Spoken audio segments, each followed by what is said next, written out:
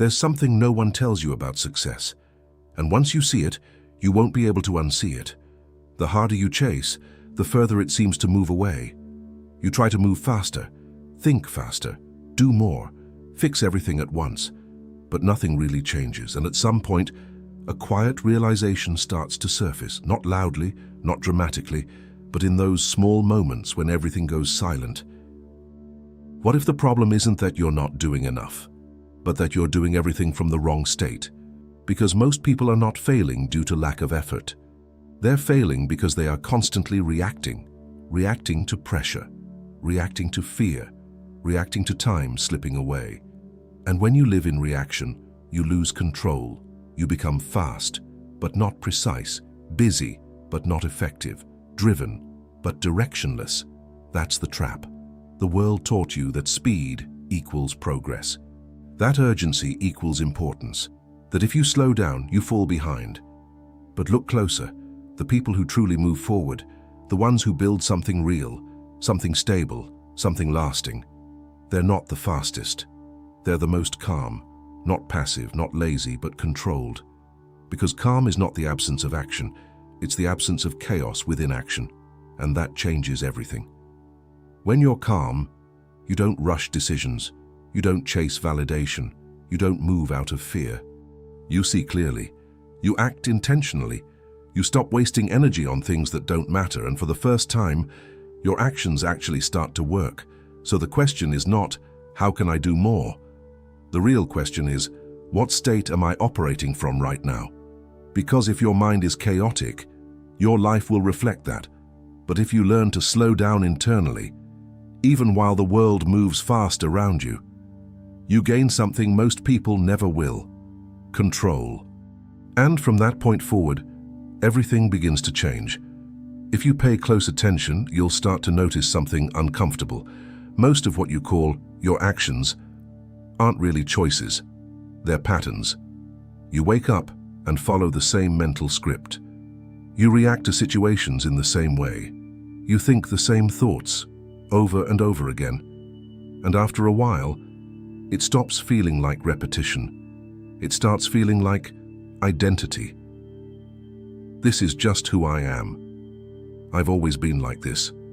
I'm just not that type of person. But that's not truth, that's conditioning, repeated long enough to feel real.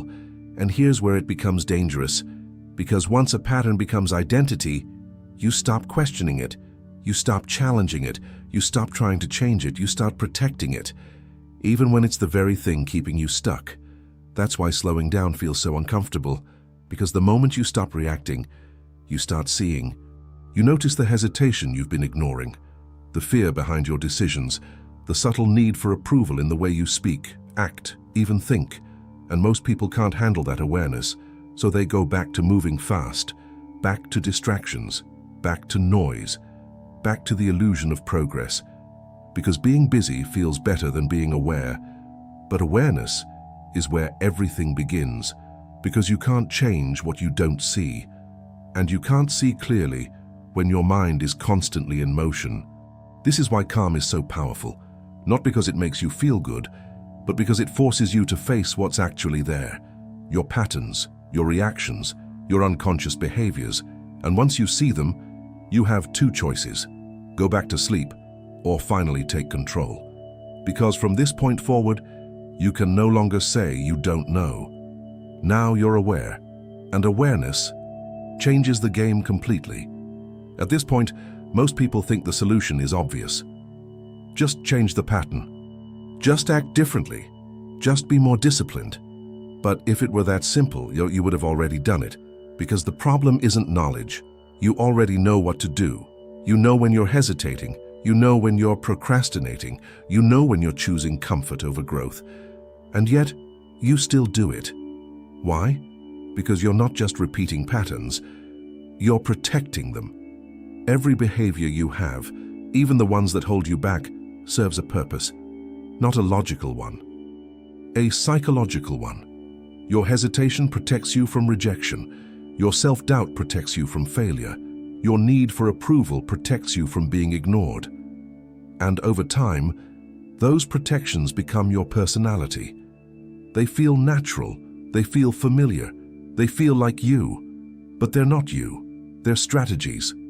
And the moment you try to change, your mind resists. Not because it wants you to fail, but because it wants you to stay safe. So you hesitate again. You overthink again. You delay again. Not because you're weak, but because a part of you is trying to protect you. And this is where most people get stuck, because they try to fight their behavior without understanding it. They try to force discipline on top of unconscious fear. And that never works, because you can't break a pattern that you're still emotionally attached to. Real change doesn't happen when you push harder. It happens when you see clearly. When you recognize what your behavior is actually doing for you, and decide consciously that you no longer need it. That's when control begins, not when you force action, but when you stop protecting what's holding you back. Now here's where calm becomes something most people misunderstand. They think calm is just a feeling, something you either have or don't. But calm is not a feeling. It's a position, and that position changes how you respond to everything. Because the moment you stop reacting, even for a second, you interrupt the pattern. Think about it. Every time you feel pressure, you rush. Every time you feel uncertain, you overthink. Every time you feel exposed, you pull back. It happens fast, almost automatic. But that reaction only exists because you never pause long enough to see it. Calm creates that pause, and in that pause, something different becomes possible. Instead of reacting, you observe. Instead of rushing, you choose. Instead of following the same script, you step outside of it. And that's where control actually begins, not in doing more, but in not doing what you always do. Because most people don't realize this. Your life isn't shaped by your intentions. It's shaped by your automatic reactions. And if those reactions stay the same, and your results will too. That's why calm is so powerful. It gives you a gap, a small window between impulse and action. And inside that window, you finally have a choice.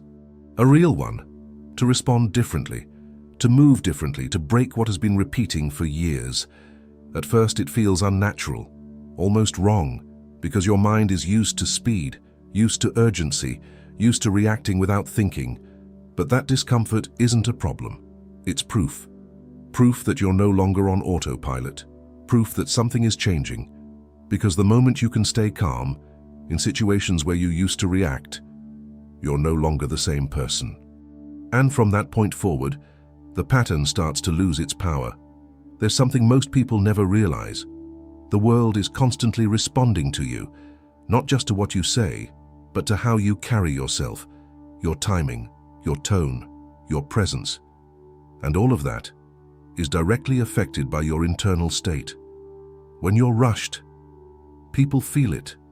When you're uncertain, people sense it. When you're trying too hard, it shows, even if you don't say a word.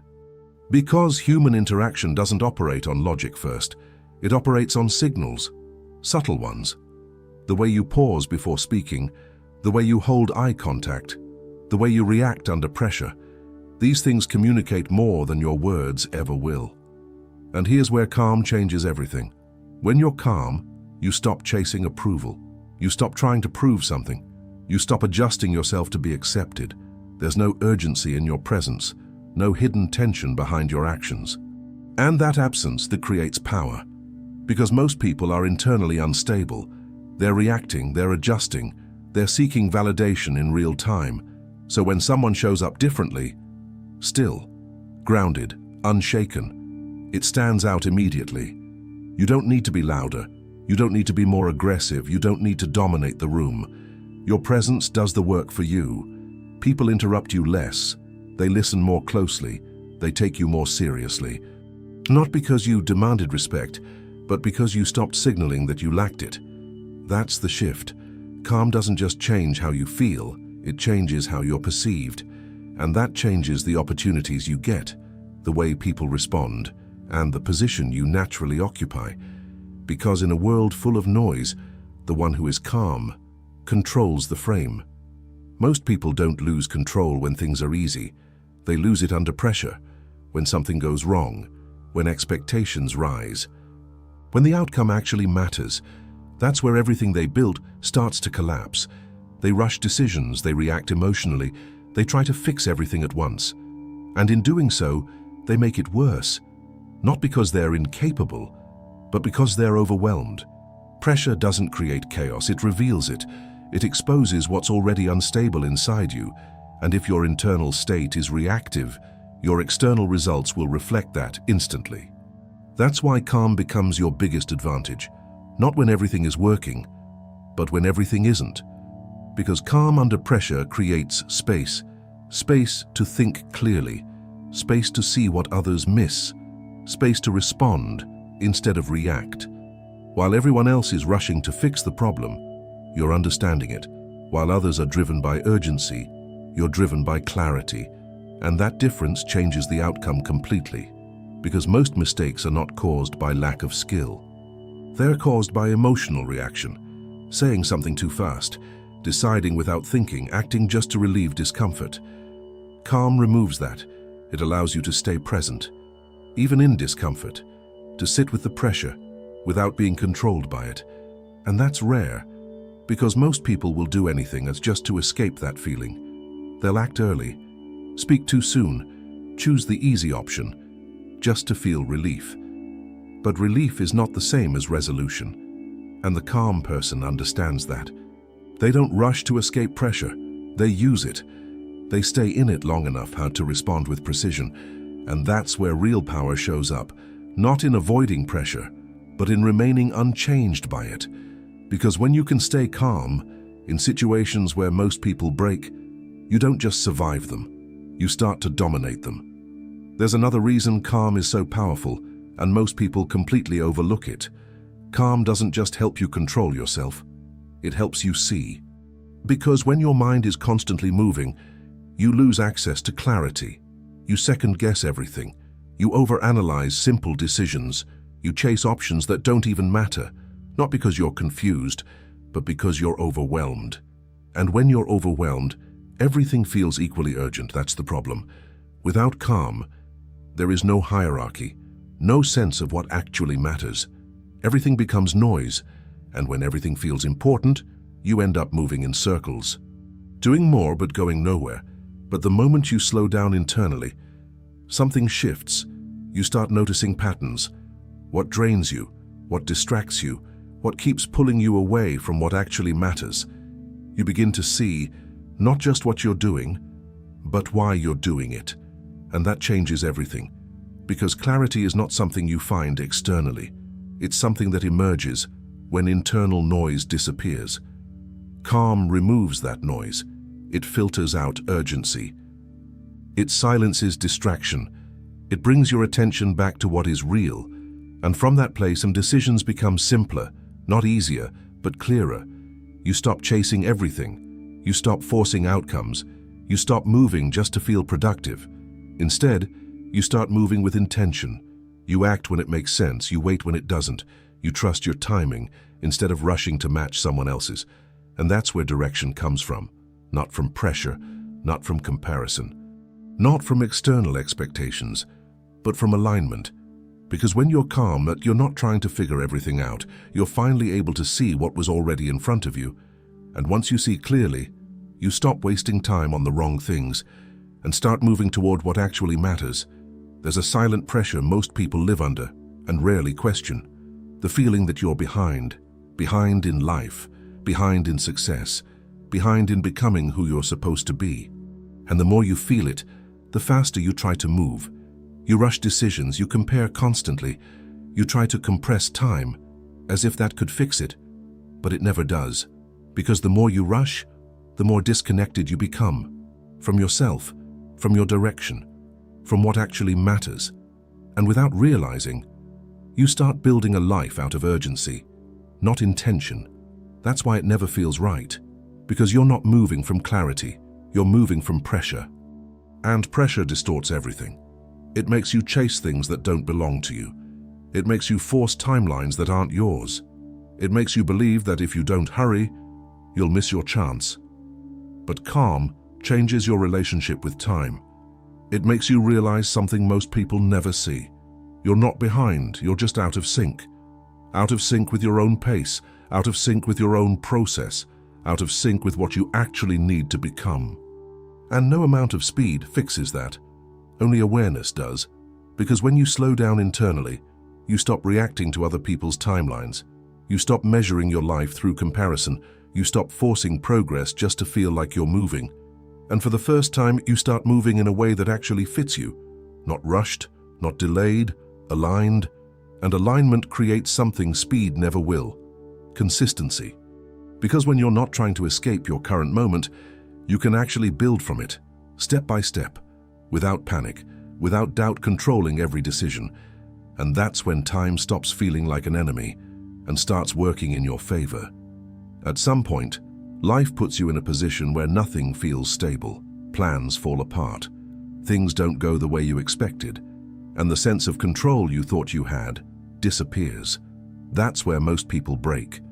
Not because the situation is impossible, but because internally they collapse, they panic, they react. They try to fix everything at once. And in that state, they lose themselves. Because when everything around you feels uncertain, your mind starts searching for immediate relief.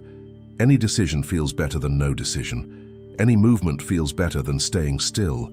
But that urgency is dangerous. Because decisions made from panic almost always lead you further away from what you actually need. That's why calm in these moments becomes something deeper than control.